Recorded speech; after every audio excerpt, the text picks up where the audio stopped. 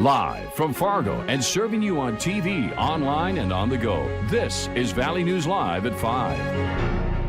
West Fargo police say a robbery report at a Jimmy John's this week turned out to be fake. Officials say 29-year-old Cameron Starr falsely reported that an African-American man robbed the sandwich shop with a gun just before 8 Tuesday night. And while an arrest has been made in this incident, Valley News Team's crime and safety reporter Bailey Hurley talked with West Fargo investigators today, who say robberies and burglaries are some of the toughest cases to crack. It's a situation West Fargo Police Lieutenant Greg Warren calls unique when it comes to catching criminals. We have two interstate systems that crisscross here that go to every corner of the United States. You know, Canada, Mexico, you got our western border, so we don't know if they were passing through or coming in. That happens once in a while. And with suspects covering themselves up or changing their appearance, figuring out who's behind a robbery or burglary can be a tough task for officers. But Warren says it's much better than it used to be. What helps us a lot more today that we didn't have back in the day were a lot of cameras. But he's not just talking about business cameras, saying officers also pieced together a timeline using traffic cameras and those on neighboring businesses. Getting a decent camera is number one, but your camera placement, if you have really good cameras and you don't have good camera placement, you're losing out. Warren says in order to serve your home or business justice, you should have 3 or 4 cameras, and says it's a good idea to talk to police about the best places to put them. He adds while the department does still have a few unsolved cases, the statute of limitations gives investigators 3 years to bring criminals to justice. Does it get cold and that case gets slid aside? Sure does, but one thing to remember too is that if we're looking for someone that did an armed robbery or a burglary or a construction site burglary, they don't do one burglary and they're done. So what we don't know today, we could know tomorrow, we could know in a month. In West Fargo, Bailey Hurley, Valley News Live. Cameron Starr is sitting behind bars tonight for conspiracy to commit theft and false reports to law enforcement. He's expected to be formally charged early next week. A City of Fargo worker came across a downed power line in North Fargo this morning and was concerned because electricity was still running through it. Fargo fire crews were sent to the 1100 block of 18th Street North, where the city worker said the power line had been down for a few days. When he went to clean it up today, the line was still hot. Fire officials say Xcel Energy later arrived and cleared the scene. It's always great to roll into the weekend with nice weather, so let's see if we'll have anything to worry about tonight. Hutch is here with a look at your first alert forecast. Hutch? Things are looking very nice as we head into our evening. Very few clouds, a few of the aircraft variety, those contrails over the Grand Forks area from our home of economy camera. Still in the mid-60s in northern portions of Minnesota. And as we go to the south and west, things warm up a pinch. We're at almost 90 in Mobridge as the heat is building there. In Fargo this evening, temperatures stay in the 70s. Then at sunset, we'll slip down into the 60s. It looks like another cool night, Andrea, but quiet. Perfect to get out and enjoy the backyard or the outdoors. Now, your weekend begins. We do have warmer weather to talk about. I'll update you on our chances of storms as well here in just a couple of moments. But for tonight, it looks delightful. All right. Thanks, Hutch. A 46-year-old man is now in jail after stabbing a woman when she tried to break up a fight. Fargo police say the woman was stabbed when she got in between two men who were fighting. It happened in the 700 block of 23rd Street South around midnight. Officials say Kelvin Antoine was arrested for aggravated assault and taken to the Cass County Jail. The woman was taken to a local hospital. There's no word yet on her condition. The Richland County Sheriff's Department is asking for your help in finding a brand new Polaris ATV and trailer that was stolen from a service shop. Authorities say a 2020 Polaris RZR Pro and Triton trailer were stolen from the highway service shop in Hankinson yesterday. The ATV is black and lime green. If you have any information on this theft, you should call your local authorities. The Grand Forks Fraternal Order of Police is now selling commemorative challenge coins in honor of fallen Grand Forks police officer Cody Holty. Holty was killed in the line of duty last month when responding to a shootout in an apartment complex. Officials say the money raised from the coins will help send Cody's wife and young son to Washington, D.C. in May 2021 for National Police Week.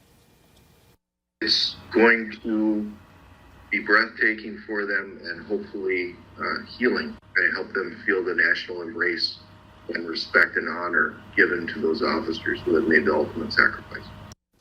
Each coin is $15. To order one, you can find the link on our VNL News app. Just click on this story. State health officials are confirming 36 new cases of COVID-19 across the state of North Dakota. This brings the active case count in the state to 369. Most of the new cases today are reported in Cass County. 2,573 people are now listed as recovered. The death toll remains at 74. In Minnesota, the state health department is reporting 25 more deaths linked to the virus. This brings the death toll in the state to 1,274.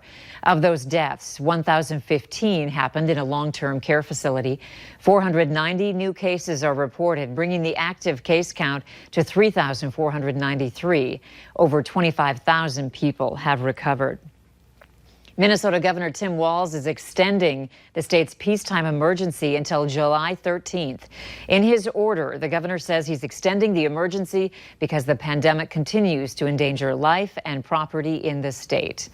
At a pivotal moment in this country's examination of police reform and race relations, President Trump is weighing in, but he's providing a striking counterpoint to the demands of protesters and the actions under consideration by elected officials from Main Street America all the way to Capitol Hill. Alice Barr has the latest from Washington. With calls for change gaining ground, President Trump is digging in, saying he can unite the country, but insisting law and order is the right path. Toughness sometimes is the most compassionate because people are getting badly hurt. The president said, generally speaking, chokeholds should be ended, but defended the controversial practice when an officer is in danger. And you get somebody in a chokehold, and what are you going to do now? Let go and say, oh, let's start all over again. I'm not allowed to have you in a chokehold. He's focused now on Seattle, where the city is allowing demonstrators to occupy a 6-block area. The president renewing threats to send in the military. If they don't straighten that situation out, we're going to straighten it out. Seattle's mayor firing back. One of the things this president will never understand is that listening to community is not a weakness. It is a strength. The president is preparing to sign an executive order to invest in minority communities and increase police training while rejecting the idea of systemic racism in police departments. Police aren't like that.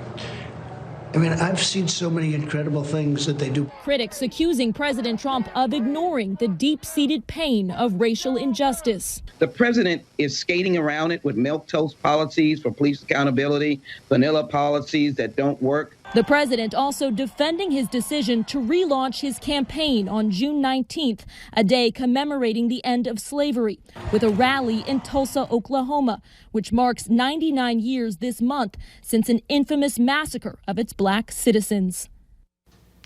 President Trump is also being criticized for moving the Republican National Convention to Jacksonville, Florida, during the 60th anniversary of one of that city's most horrific events of the civil rights movement, known as Axe Handle Saturday. The Minneapolis police officer who's charged with second-degree murder in connection with the death of George Floyd could still get more than $1 million in benefits. Officials say Derek Chauvin is still eligible for his police pension, which is partially taxpayer-funded. He's reportedly eligible for $50,000 a year. If he starts taking it at 55 years old, he could still receive this pension even if a jury convicts him of the charges.